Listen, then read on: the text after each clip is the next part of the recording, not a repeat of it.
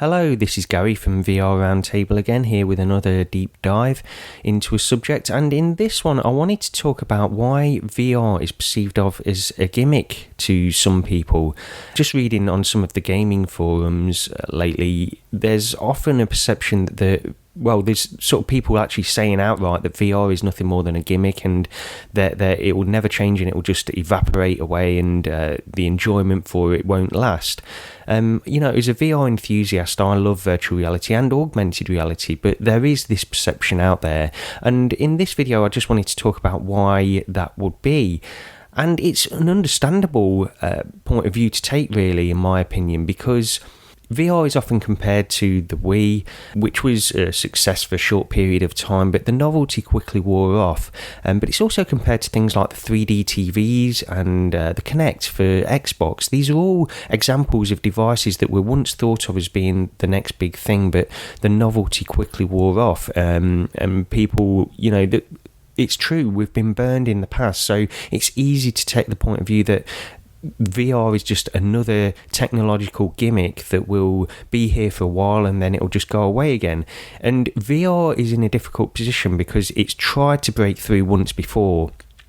We all know that in the early to mid-90s there was a lot of interest in virtual reality, but I think it's safe to say that at that point the processing power required for compelling VR really wasn't there. Even though people did try to push it, it wasn't there at that stage. There was too much risk of nausea and all of these other things that we associate in some ways to VR today still. So it didn't last, and this gives people even more ammunition to have a go at VR, and to say that it just won't last, it will go away the same as it did before, and especially when they use these examples of the Wii, 3D TVs and the Kinect. And hindsight is a great thing to have, all of these devices were once thought of. The Wii was so successful at one point and nobody really thought that was going to sort of go the way it went in the end. And VR is just the same. It's considered another fad. It's considered the latest fad, the same as the Wii was. So why do us VR enthusiasts think it will be different from the devices above? We've got all of these decades telling us that this thing won't catch on.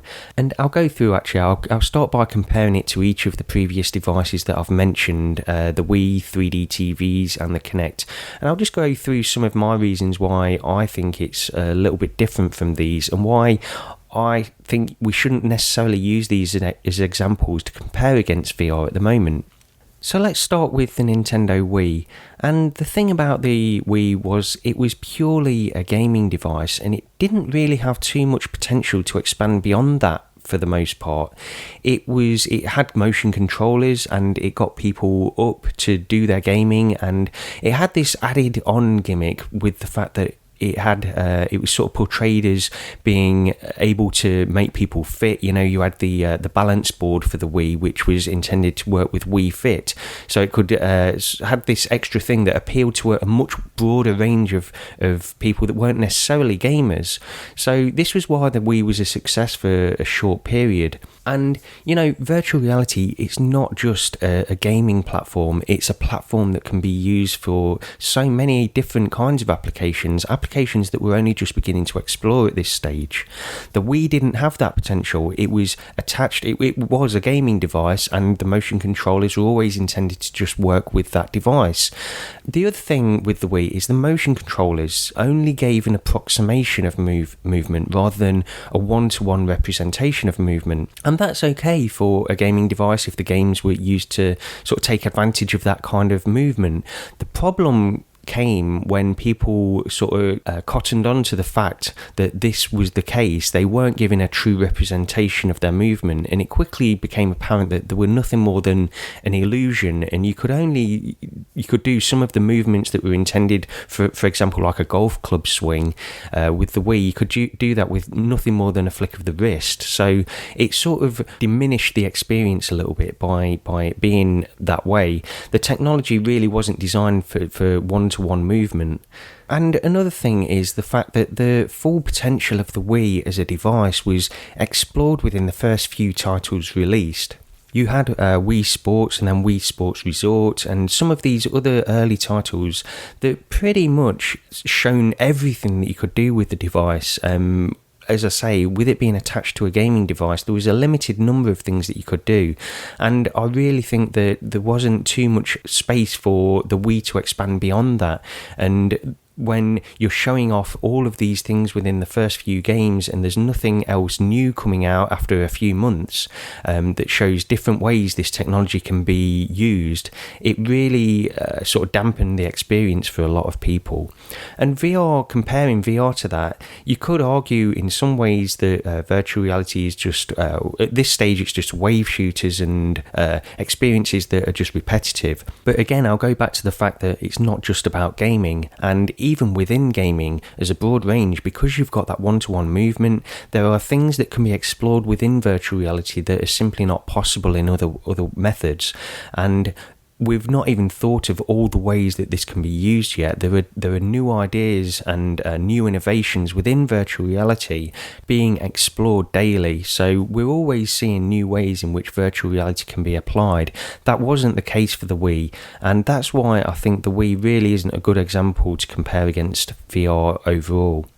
The next example of a device failing is the adoption of 3D TVs.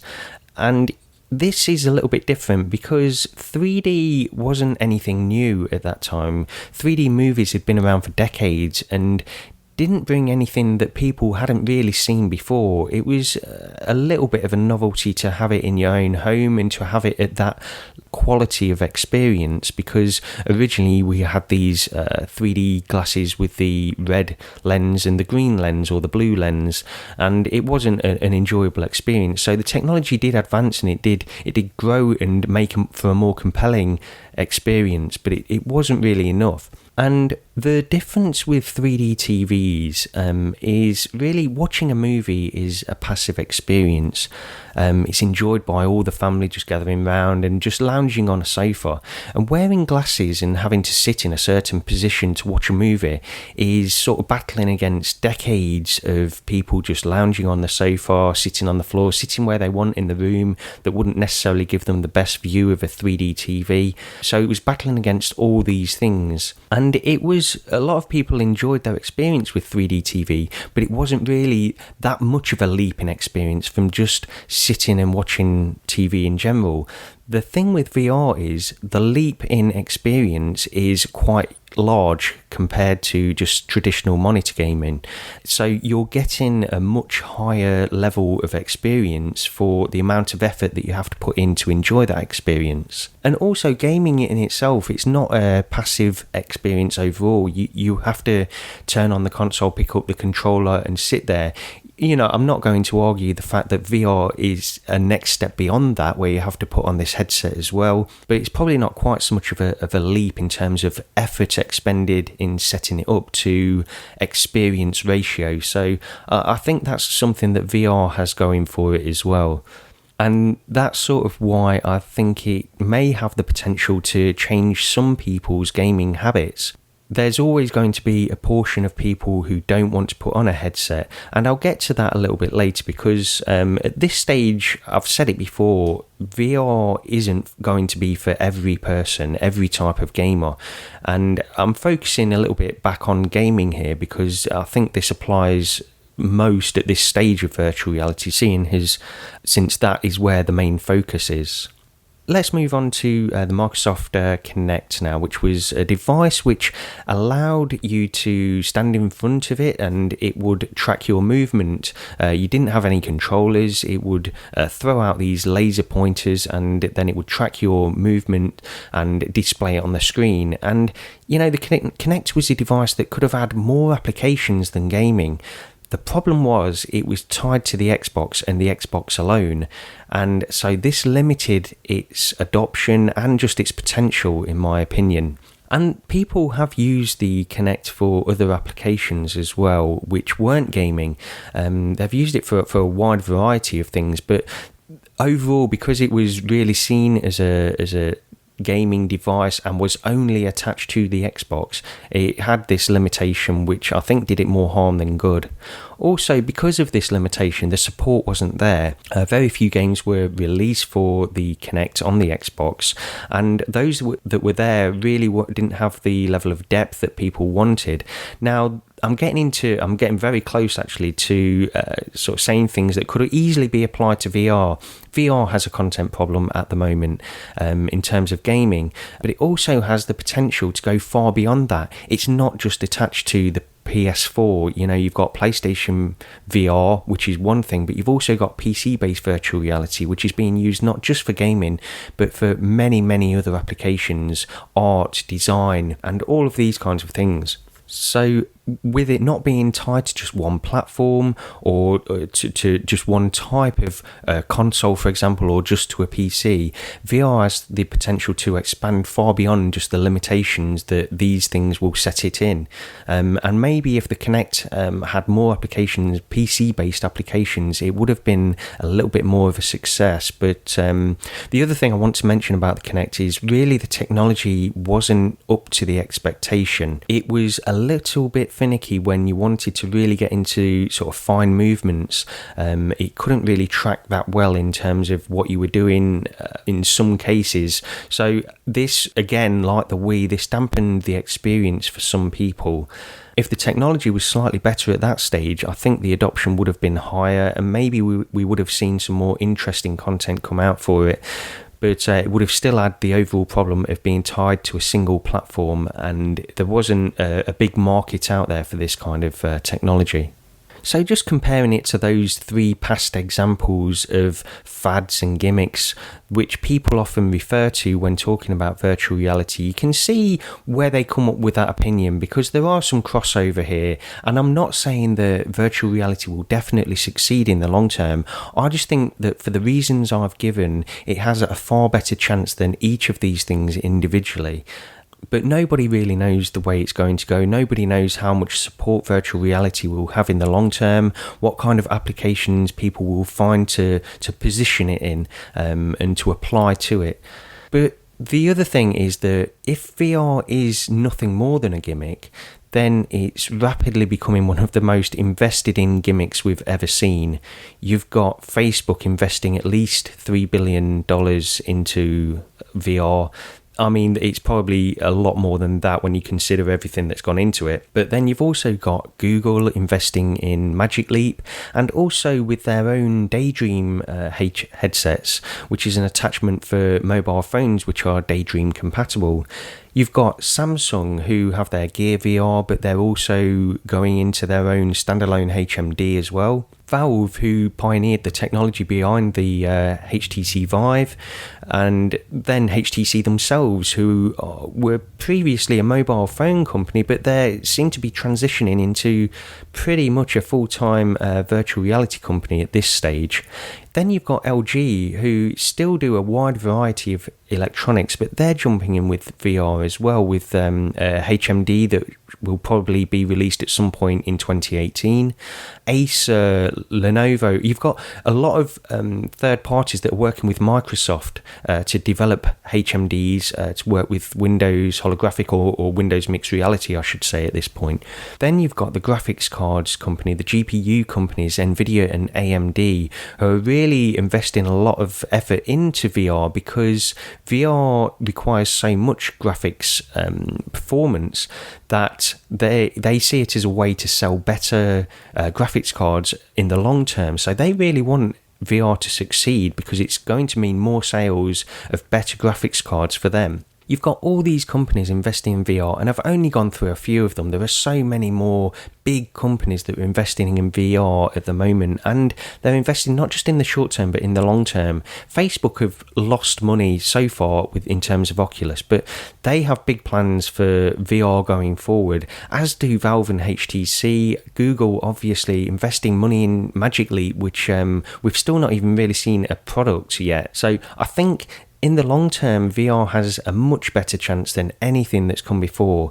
You can look at the Wii, 3D TVs, the Kinect. Although 3D TVs did have a fair amount of companies investing in it, it wasn't even close to what VR has at this stage. I mean, the Wii had the investment from Nintendo, obviously. It's not getting close to the amount of money that's being put into virtual reality and augmented reality at this stage. This is giving it a time to grow and thrive, I believe, but this will only happen if people adopt the technology as well. We need consumers to go in and purchase this technology. The amount of investment doesn't stop it from being a gimmick, don't get me wrong. You can still have this perception no matter how much money is thrown at VR.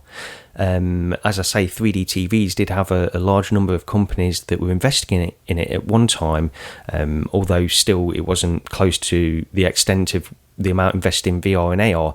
But it does show, this amount of investment does show a confidence in the future of virtual reality on the whole, and that's the point I really wanted to make. The focus, as I've said earlier on in this video, is on gaming at the moment in terms of virtual reality, and gamers are a hard crowd to please. We all know that, and they're a hard crowd to win over. But VR and AR doesn't live or die by gaming alone, and this is its big advantage.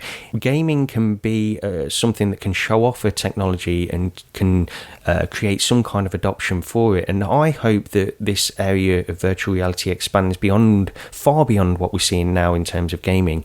But I also want it to expand in other areas, as I've mentioned, art, design, so many other applications that VR can be used for that will prevent it from dying if it doesn't be a success in terms of gaming alone. So I think this all helps to battle against the fact that it's just a gimmick. If you're looking at it purely in terms of gaming at this stage, it's easy to see how that you can have the perception of it being a gimmick, but VR is encompassing a much wider field than just gaming. There's always going to be a resistance to change, especially in gaming, something that we've been doing for decades in the format that we're used to on monitors and TVs. But I see it in terms of the technology needs to survive for a certain length of time in order to refine itself and to become more compelling. If you're not into VR at the moment, it's a perfectly rational and understandable opinion to have, even for myself as a VR enthusiast. I understand that you don't want to sit there putting on this huge headset and play your games that way. You want to just sit down in a sofa maybe and just pick up a gamepad and play it on the TV. As I say, perfectly understandable. But if this technology can survive long enough to refine and to expand and create more compelling experiences, to change its own form factor, you instead of having huge headsets, you're just putting on a pair of glasses, similar to 3D TVs, but the experience is far more compelling than anything you could get on a 3D TV. I think if it survives long enough, then the adoption rate from every branch of gamers will slowly move over to virtual reality. If it becomes to the point where you could just put on a pair of glasses, you don't even necessarily need a TV in your living room. You could have a pair of augmented reality glasses, and if you just want to play traditional TV games, you can just pick up your gamepad, have a pair of augmented reality glasses, and it will display a huge TV on your wall anywhere you want, or even floating in the middle of the room in front of you to play your games in the highest resolution you can possibly imagine. If we get to that point, then you can still play your games in the traditional way. Okay, you've got to put on a pair of glasses, but if you've not got to purchase a huge TV to get that same experience, then I think it will still have some value and be a valid experience. So yeah, I think if the investment and these companies keep working on VR for long enough that consumers slowly become more interested in it and it starts to win over these people that are die-hard traditional gamers, then that'll be really the point when we can see it becoming more than what we see it as being today. In the future, it's going to change the way we do so many things if it can get to that stage. If nobody purchases it and if it doesn't refine itself quickly enough to where more people are becoming interested in it, then it could be dismissed as nothing more than a gimmick in the long term. And we'll see 10 years down the line, will VR be categorized in the same way as the Wii, 3D TVs and the Kinect? We'll have to wait and see.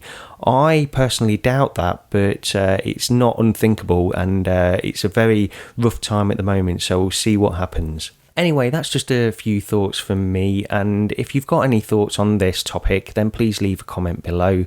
If you can like and subscribe to the channel as well, that's always appreciated. We also do, here on VR Roundtable, we do a weekly roundtable show talking about all the latest VR news and the latest games we've been playing, so you can check that out as well. That's also available as an audio podcast from iTunes and all the other usual places as well. But yeah, that's pretty much all I've got to say on this subject. Thanks for watching this video, and I'll speak to you next time.